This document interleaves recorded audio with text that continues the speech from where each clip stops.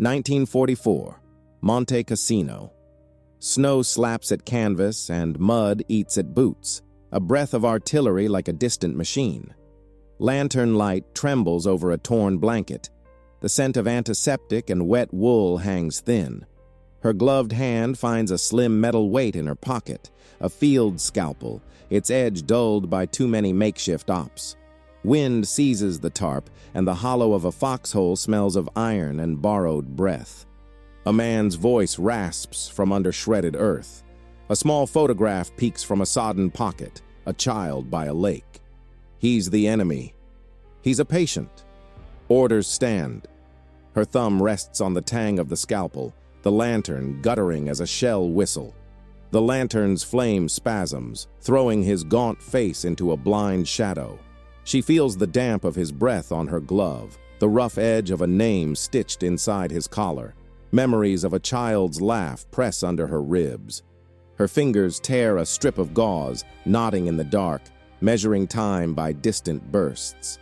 Mud sucks at her knees as she leans closer, the scalpel cold against her palm, its metal humming faintly.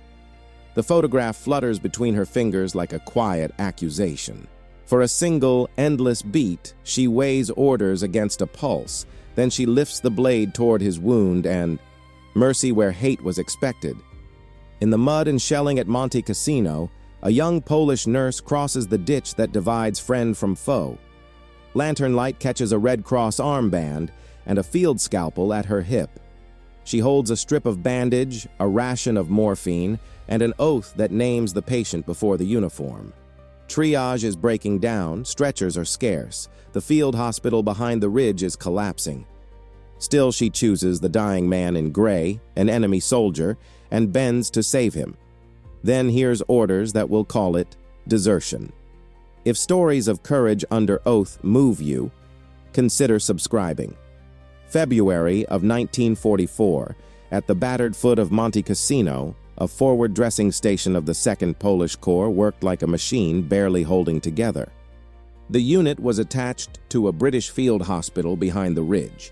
Its tent line served as a receiving point for men dragged from trenches, foxholes, and shattered roads. The post's job was simple and brutal. Stop the bleeding, bandage wounds, give a ration of morphine, mark the stretcher cases, and send the rest back toward surgery or rear evacuation. Supplies were thinning. Gauze and bandage rolls ran low, morphine vials were counted like coins, and stretchers were scarce under continuous shelling. Medics and nurses moved in a strict rhythm of triage, a quick judgment about who could be saved with what was left. The Geneva Convention meant the wounded and medical staff should be spared and treated regardless of uniform. In practice, the rules bent under fire.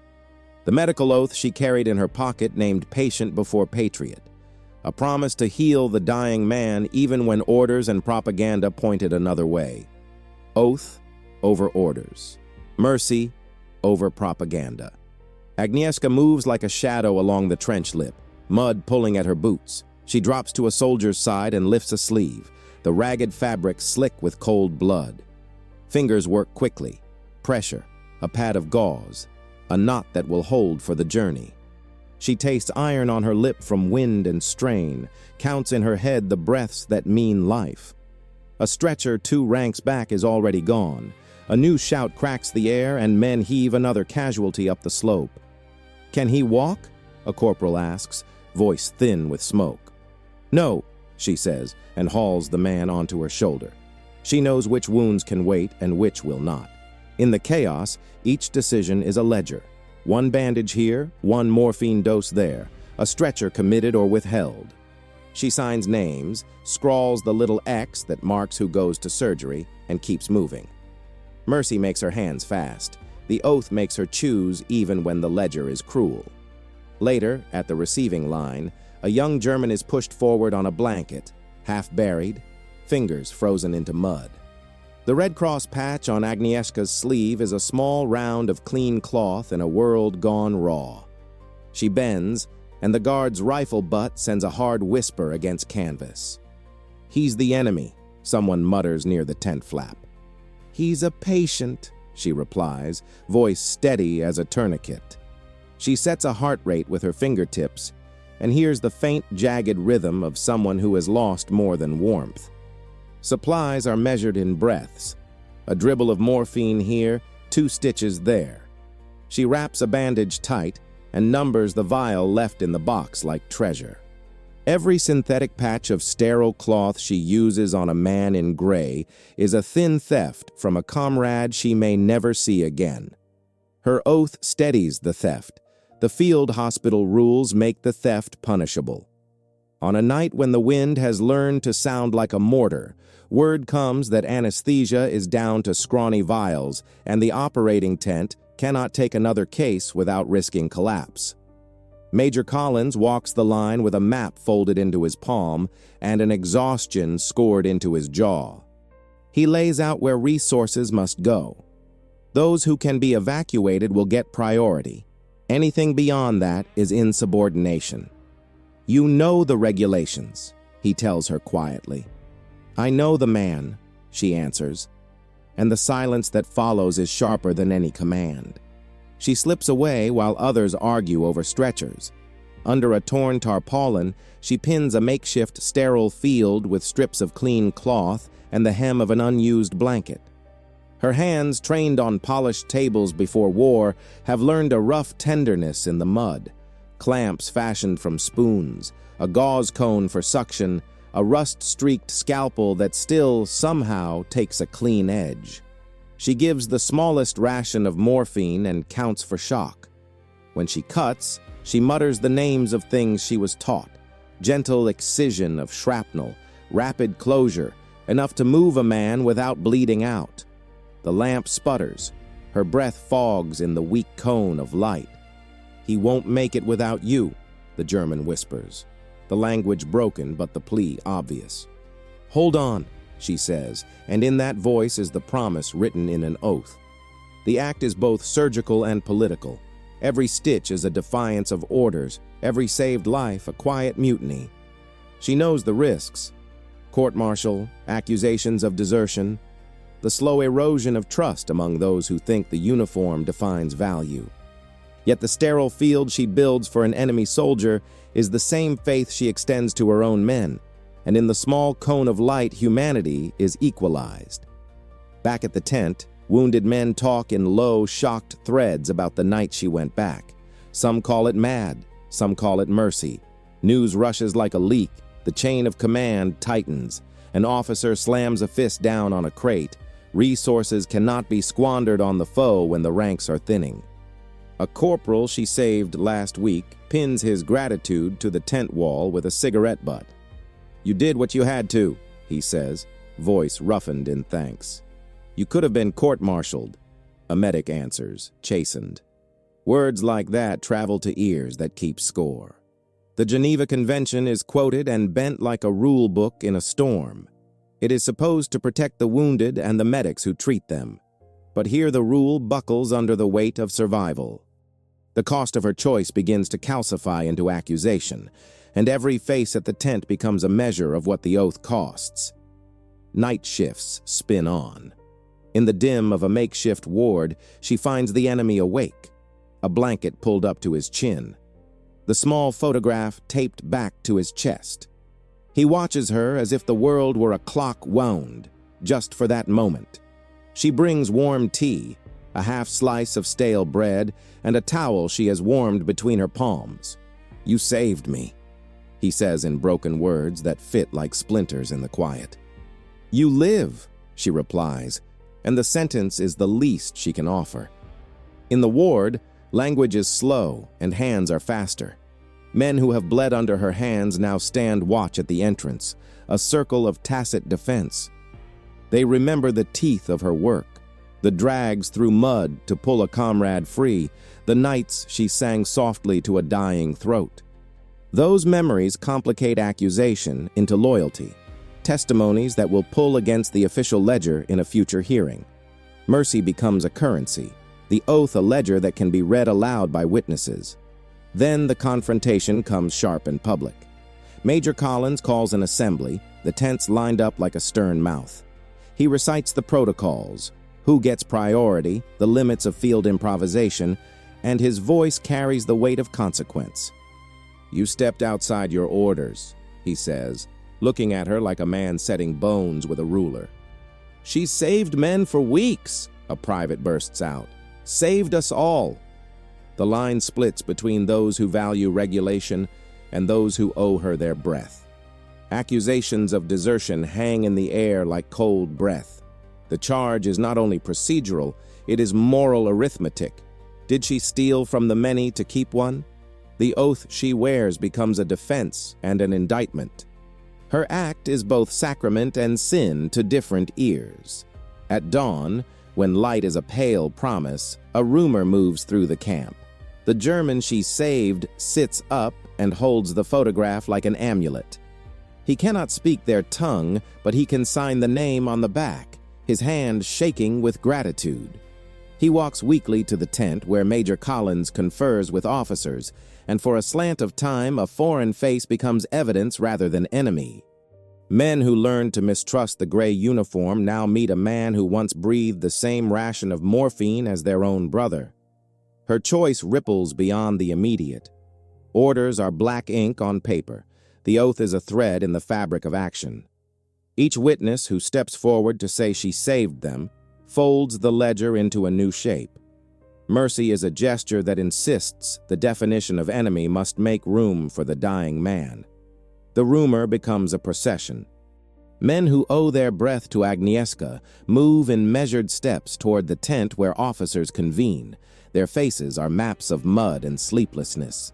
A military prosecutor with brass on his collar reads the complaint aloud. Abandonment of post, unauthorized medical procedure, misuse of narcotics. Major Collins stands with his back to the canvas wall, his hands folded as if to hold the tent together.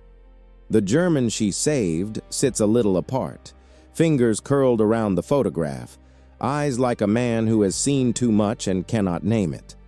"You left your post in the face of incoming casualties," the senior officer intones. "That is desertion under our codes." "She saved me," the former patient says, voice thin but clear in a mix of halting German and gestures.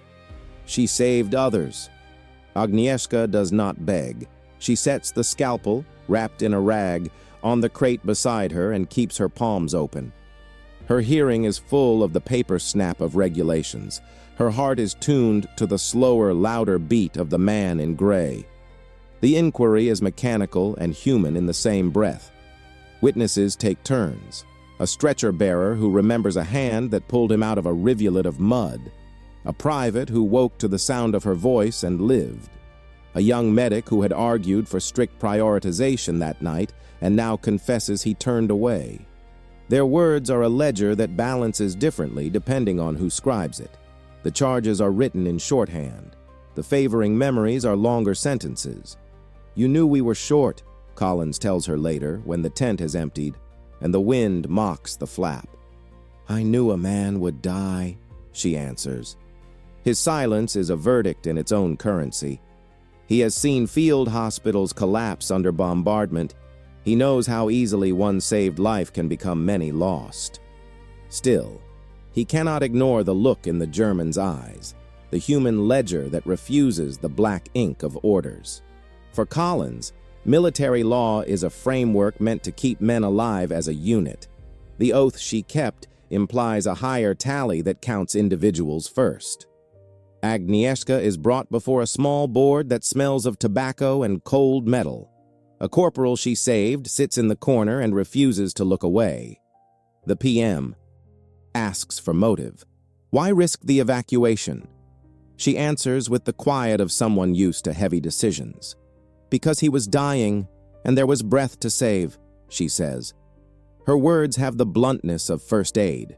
Apply pressure, maintain airways, do what the body allows. The board takes notes. They are not deaf to the photograph the German presents. A child by a lake, letters in a script none of them read. The image is private and stubbornly ordinary. It slides across the table like a small, undeniable accusation against the wider narrative of enemy. Outside, gossip becomes strategy. Officers whisper about precedent. Men whisper about the nurse who crossed the line between orders and conscience. Some insist a court-martial will set a necessary example. Others, those who have seen their lives tethered to her hands, say any punishment would be a betrayal of the thing that keeps men from becoming beasts. The Geneva idea that wounded and medical staff must be protected sits like a principle in the margins of the argument, quoted and argued as if it were a talisman. He followed the Geneva rules when he could not speak for himself, a stretcher-bearer says, lifting his chin toward the German. She followed them when the rest of us followed orders. The reflection folds into the air like an essential truth. Law and oath can pull in different directions, and mercy is the measure that decides which one a person will follow. In the days that follow, routine mutates into watchfulness. The operating tent resumes a rhythm, but now men look to the hem of Agnieszka's sleeve for proof of guilt or grace. She continues to work, the motions that saved so many now observed with a suspicion that is almost as tangible as mud. Her hands clean wounds and tape sutures. They also brace wounded limbs and hold the hands of those who will not wake. When a shell burst sends debris through a line of volunteers, she is among the first to run, automatic as breath. That instinct is service, and, to some, a damning continuity. How could one who saves an enemy refuse to sacrifice the campaign? "You risked the whole post," a young lieutenant says one morning, voice sharper than his face. "One man, one life. Was it worth the risk to the rest?" She lays a bandage with slow precision and answers, "It was a life under my care." Her voice does not plead. It names what the oath instructs. The charge of desertion settles into the camp like a winter fog, but so do counters. Testimonies, favors owed, nights she spent fashioning splints when doctors slept. Men bring forward small reliquaries of proof, a cigarette packet she used as a coaster, a scrap of a letter she smoothed for a dying soldier, a button she sewed onto a jacket at dawn. These are not legal documents but human annotations. They complicate the ledger, and Collins, who reads both law and living, begins to feel the strain of choosing sides. A German volunteer translator is found, an interpreter pressed into service who can tell the story of the photograph and the child's lake, and the name written on the back. When translated, the name breathes like a bridge. Klaus Richter, son of a clerk in a town by a river. The simplicity of the detail disarms argument. The enemy is suddenly a man mapped by ordinary lines. The translator's presence makes the testimony less theatrical and more ordinary. He signs the name on a scrap of paper, and the script is read aloud in a tent that knows how fragile identity is under fire. Klaus, thin and slow in his step, begins to wander the edges of the camp. He carries, without knowing why, the scalpel she returned to him wrapped in cloth. In his palm it looks like a relic. To her it is a tool of work and of possible ruin. He offers the instrument to Collins in a silent gesture, proof of gratitude and proof of the medical act done in the dark. The major studies the metal, its edge dulled by field use, and feels the complex gravity of evidence that is not words. "He brought it back," a witness says later, almost as if the return converts the object into testimony. "He held the scalpel like a vow." The observation is small, but its implication is vast.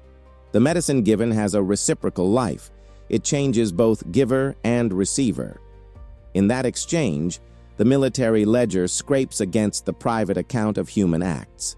Night after night, Agnieszka stitches men and stitches her own silence. She writes, rarely, a note home on the back of ration wrappers, small lines to a mother she left behind and to a sister she hopes to see. The letters are stopped by censors and returned with red tape. They accrue in her pocket like small private medals. In tent corners, soldiers read the scraps aloud and laugh with the kind of roughness that binds. Those scraps, like witness statements, begin to build a portrait stronger than accusation, a woman whose hands have been an instrument of steady compassion in the shape of bands and words. Yet the accusation has teeth. A formal hearing is scheduled. Officers from the British Field Hospital arrive with forms, and a seriousness that smells of polished leather. Collins sits on the panel with a look that shifts occasionally between stern and weary. He has been in command of men and logistics. He knows how discipline preserves the whole. He also knows that field law is not designed to price the cost of a single saved life in the currency of moral expenditure. He searches his face for the equation that reconciles duty with a conscience placed in the world of broken men. When the day of testimony comes, the tent is full. The German limps forward in a manner that insists on his existence, not his uniform. He points to the photograph, then to Agnieszka, then to the scalpel, and those gestures are enough to draw a collective intake of breath. Witnesses speak of the night between the shells, how she crawled back through mud, how she set up a field in the dark, how she gave the smallest dose of morphine and enough skill to keep a man alive until a proper theater could be had. The soldiers who owe their lives to her tell of songs she hummed, of hands that did not tremble in the moment of tearing. Their words are not legalese, they are lived pages. "You acted beyond orders," the presiding officer states when it is his turn, voice heard and official. "The laws of medicine are not written on orders," a sergeant counters, and his sentence lands like a stone. The debate is no longer merely about procedure, it is about the moral currency of care. The tribunal must decide whether adherence to written orders outweighs fidelity to the human being before you. After hours that feel like the passing of seasons, the board concedes to write recommendations rather than immediate sentence. The decision is a compromise. Reprimand likely, court-martial possible, further investigation pending. It is not an exoneration. It is not a condemnation. It is, in the terms of war, an uneasy truce. That night, in the quiet that follows the formalities, Klaus visits Agnieszka at the edge of the ward. He cannot find the words that would fit between languages and ranks, so he places the wrinkled photograph in her palm. It is dog-eared and wet at the corners. His thumb traces the lake with a motion that asks for what cannot be asked outright. "For them," he says, and the few words are enough. She closes her fingers around the image.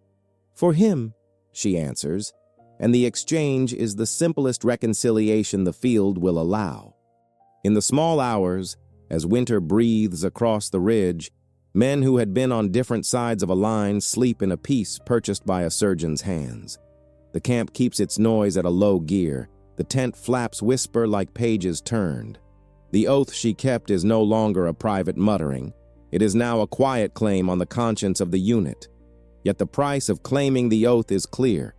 She will face judgment for following it, and the punishment will be measured against the very lives she saved.